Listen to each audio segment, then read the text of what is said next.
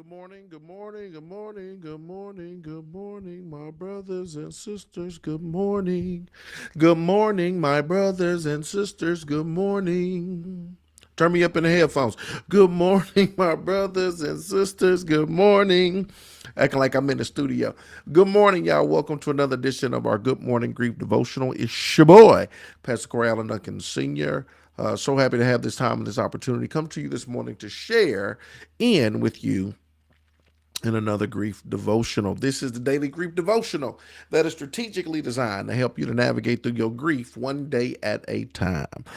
I am glad that you are here, especially this Mother's Day week, as many of us are dealing with or carrying heavy loads and burdens of everything that this week possesses and brings. And so I'm glad that you're here so that you continue to mourn meaningfully.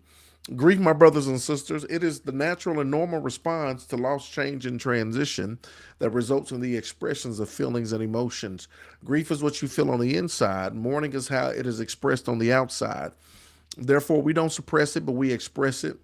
And that's why we say good morning, because mourning is a good thing.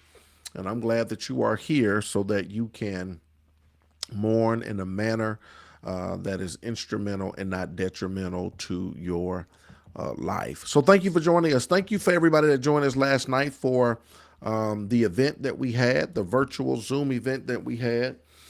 So grateful and thankful for everyone. As I said, a lot of people are mourning this Mother's Day week, and so we wanted to be intentional about holding space for you and giving you the opportunity to express how you're feeling and to just share a brief devotional with you on yesterday. So thank you for joining us. It was wonderful connecting with so many people. And so on today, y'all, without further ado, we're going to get into this grief devotional. Today's grief quote comes from Alice Walker, who says, "I think it pisses God off if you walk by the color purple in a field somewhere and you don't notice it. People think pleasing God is all God cares about, but any fool living in the world can see it always tries to please us back." Woo, check this out, y'all. Today we are going to talk about noticing the purple flowers. Noticing the purple flowers. What is this man going to talk about today? For many of us, questioning and getting mad at God over the death of a person we love is a natural and necessary part of our journeys. It is a natural and necessary part of our journey. So, questioning God and getting mad at God, you're saying that's natural and it's a necessary part of our journey? Absolutely, right? It's natural. It's natural and it's necessary. You can do it. I tell people all the time, you can ask God why. That doesn't mean he gonna reply, but you can ask God why. For some reason, people, we have been taught like you can't question God. You can't, God does what God wants to do. You can't ask no question. You could have. Well, if Jesus did it, lama sabachthani, my God, why hast thou forsaken me? Right?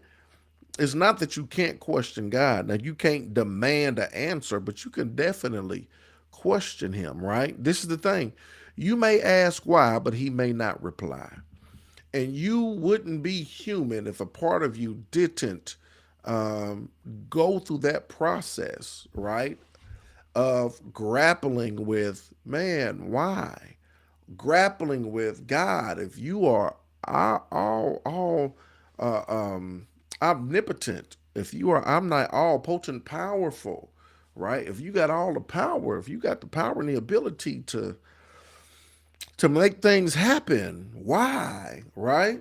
Why now? Why like this? Why, it's natural and it's necessary. Let me help you with that. If you ever question, it's natural and it's necessary. It's natural and it's necessary. Let's go another further though. It's natural and it's necessary. If God loves you, why did this happen? Why do bad things happen to good people? Y'all, that's natural. It's a natural and necessary part of your grief journey. Just maybe, though, as Alice Walker suggests, God is all over the place trying to make us feel better. That's interesting. Just maybe God is all over the place trying to make us feel better. Maybe he's showing us that pretty sunrise and that stunning tree and that baby smile and that purple flower just to console us. And also, maybe as a glimpse, a foreshadowing, if you will, of the glory to come. Check this out, y'all. Maybe, just maybe, God is all over the place trying to make us feel better. Yesterday on the call and yesterday's devotion, we talked about finding refuge in the memories. We talked about finding refuge, finding shelter in the memories of those who have transitioned, finding refuge. And this is the thing, in addition to finding refuge in the memories, I know that our loved ones are gone. Our loved ones have transitioned. Our loved ones are no longer here. I know we question God. It's a natural, normal part of our grief journey. But y'all consider this, that maybe, just maybe, God is all over the place trying to make us feel better. Maybe he's showing us that pretty sunrise, right? Sunrise, so beautiful, so warm, so soft, so peaceful, so serene. He allows the sun to shine on our face. Maybe he's showing us that sunrise. Maybe you behold the beauty of a stunning tree. Maybe that baby smile, the goo goo and gaga from the smile of that baby, that purple flower that's in the field. Maybe he's showing us these things to console us, and also maybe as a glimpse, a foreshadowing, if you will, of the glory to come. Understand this. It's okay to question God. He can take it. But at the same time, maybe we can also work on noticing and having gratitude for the miracles he scattered so generously around us. It's okay to question God, y'all. It's okay. He can take it, right? And yet at the same time, this is what we need to do. This is your homework. Maybe you can work on noticing and having gratitude for the miracles he scattered so generously all around us, right? There are miracles that God has scattered so generously all around us. So we can question, it's natural, it's normal, it's necessary for us to question, why God? Why now? Why like this? Why? Just why? Remember, just because we ask why doesn't mean he's going to reply. But we can ask why.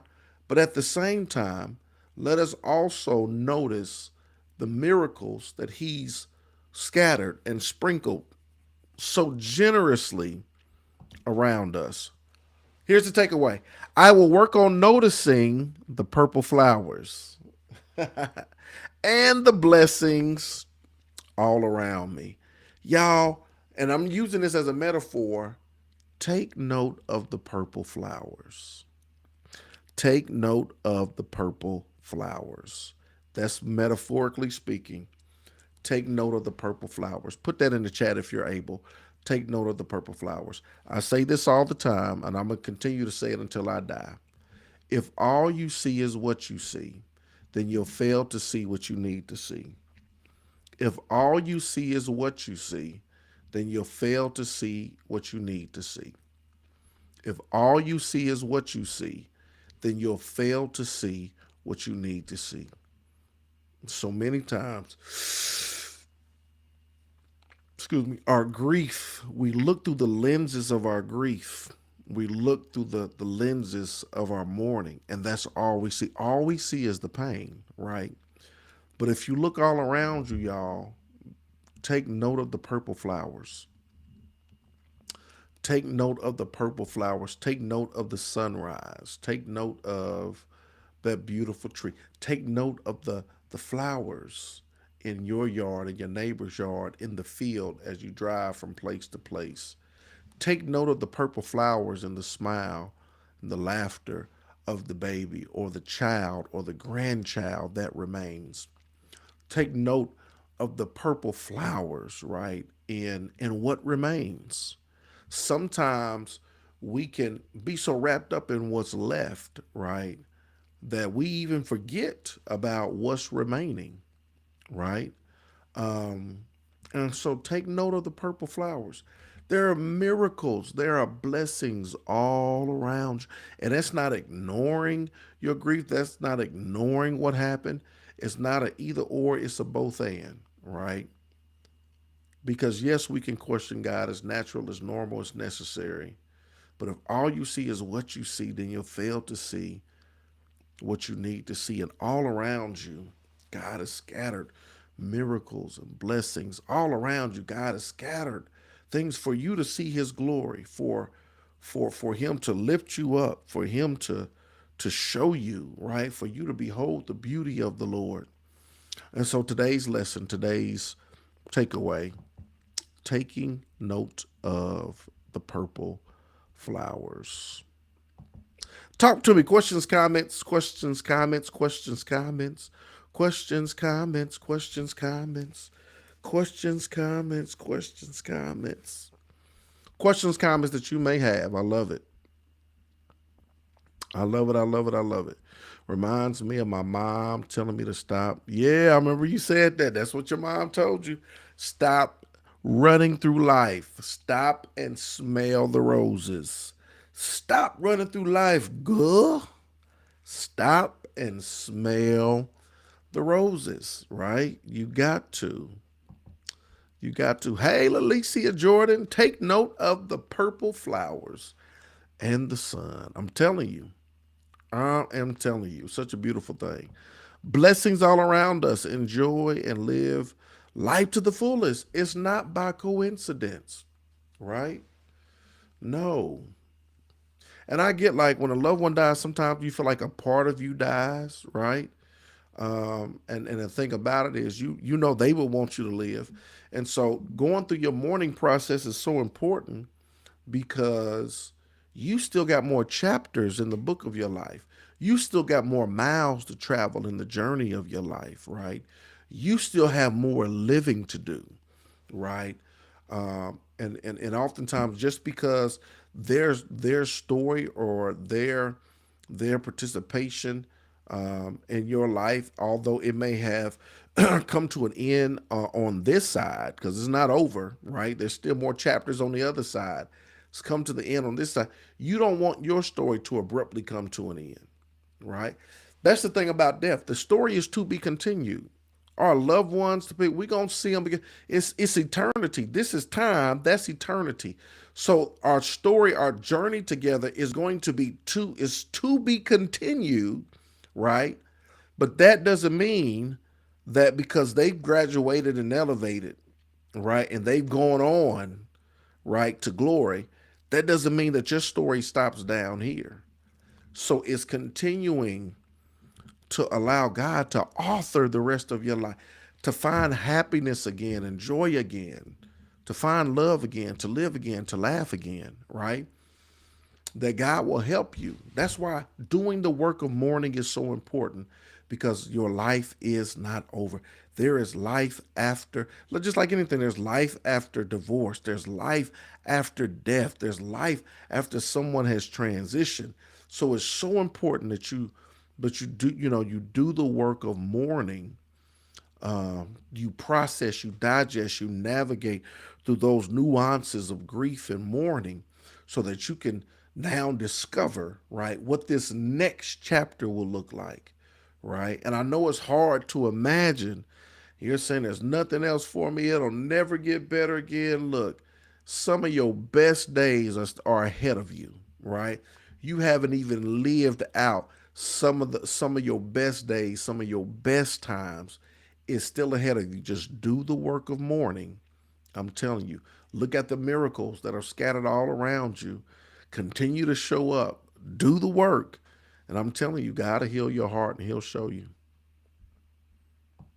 Hey, Miss Donna, there must be a message in here for me as I'm clipping the purple flowers that I received from a student yesterday. See, look that was that's personal. Absolutely, clipping the purple flowers that a student sent to you. How beautiful is that? Hey, Sister Phyllis Hunter, when I see the purple flower, it will remind me of my sister that I lost in February. Purple was her favorite. They will always remind me of her. Absolutely. So I would even encourage you, go get some purple flowers. Get some purple flowers, and on a consistent basis. The purple flowers may not be so apparent, but they're there. Sometimes I've had to slow down. Other times I've had to stop completely and be still in doing that. There was beautiful bloom sprouting all over that I never noticed before. Absolutely. I am telling you, you find joy there. I mean, you can find it in the most simplest things, right? It's pure simplicity. One thing me and Lady Tamika like to do, we like to sit on the porch, especially in the evening time. That cool breeze come through, a nice little beverage, and we got look like we old. We got these rocking chairs, right? These beautiful black chairs, and we'll sit there and just rock, listen to music, let that breeze flow, talk, share comfortable silences. Um, right? To me, that's purple flowers. No matter what's going on, no matter what's happening, despite everything that's taking place, those are purple flowers, right? And so it's so important. It's so important. We gonna make it, y'all. We are going to make it. We are going to make it. Take note of the purple flower. I think I'm gonna go buy me some purple flowers today. I'm gonna go get me some purple flowers today to serve as a reminder. To serve as a reminder. Well, I hope you got it in your heart, you got it in your mind, you got it in your spirit. Take note of the purple flowers. Look, I hope y'all got y'all grief journal, your notebook. I hope y'all taking notes. This is like a master class. This might be for 1 year only, but this is going to lay a foundation for the rest of your life. So I hope you're able to take note of the lessons, not just sit and listen, but you got your own journal or your own grief notebook that you're writing this stuff in, so you can always go back and reference it. You can always go back and reference it. Have some purple flowers. Uh-huh. They smell so good. Hey, I think I'm going to get some. Say less. I think I'm going to get some today. I appreciate y'all. Love y'all with the love of the Lord. I hope and pray y'all have a terrific Tuesday. Looking forward to continuing to navigate this grief journey with you. And so praying for you this week as you navigate through this Mother's Day week, and praying for you always. I love y'all with the love of the Lord. Have a phenomenal day. Let's go. Uh, uh. Good morning. Good morning.